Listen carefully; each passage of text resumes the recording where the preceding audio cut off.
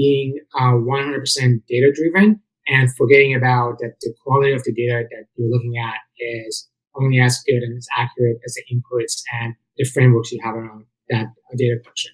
And it's kind of like AI, right? Artificial intelligence is great, but I mean, our quality filter is only as accurate and as great as the way we've trained our model. If we didn't train a model, didn't identify spam the way we should have, a model is not going to perform well. It's going to be smart, but smart in a way that's going to follow the instructions we gave it, right? With analytics, I think a lot of product managers are trying to be data driven, and that's great. But it's important to make sure we're looking at the right data set, the right sort of data that are related to the problem that we are analyzing, and making sure that we're considering everything, right?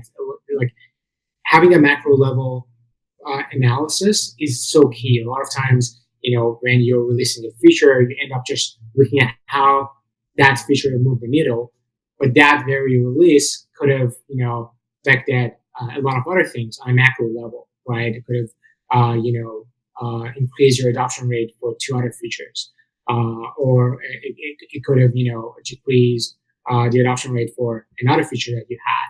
So if you have those kind of dependencies in your product, you might think the feature was successful, but realistically, it affected, the performance of another feature you have in the platform. And again, it's, in the manufacturing and the hardware side of things, it's a lot easier to identify those.